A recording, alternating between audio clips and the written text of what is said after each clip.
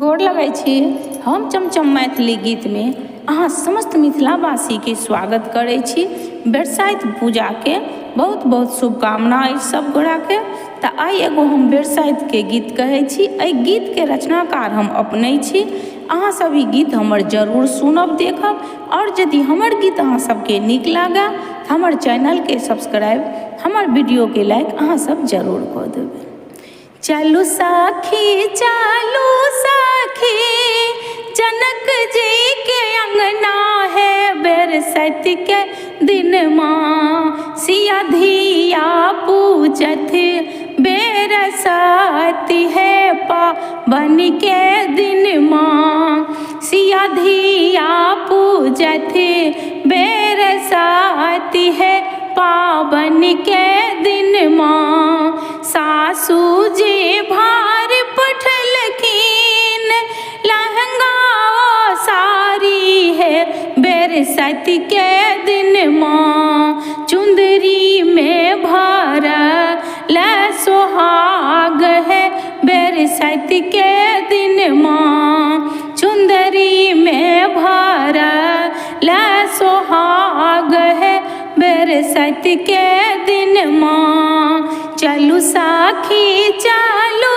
साखी, जनक जी के अंगना है बरसाइत के दिन माँ। सिया धिया पूजत बरसात है पावन के दिन माँ। सासुर जे भार पठलखीन गहना गुड़िया है बरसात के दिन माँ। टीका में भरल सोहाग है बरसात के दिन माँ।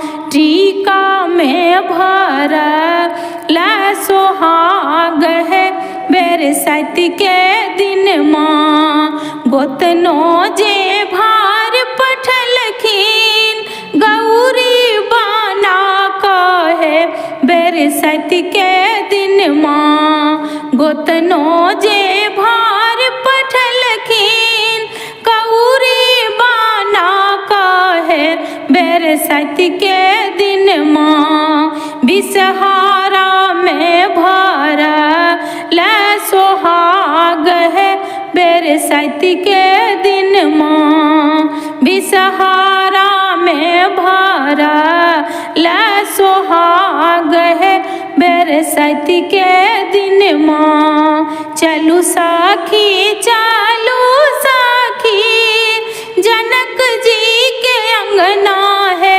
बरसात के दिन माँ। सिया धिया पूजत बरसात है पावन के दिन माँ। ननदो जे भार पठलखीन डाली सजा कहे बरसात के दिन माँ। फूल में भरल सोहाग है बरसात के दिन माँ। फूल में भरल सोहाग है बरसात के दिन माँ। भैंसुर जे भार पठलखीन आमा बादाम है बरसात के दिन माँ।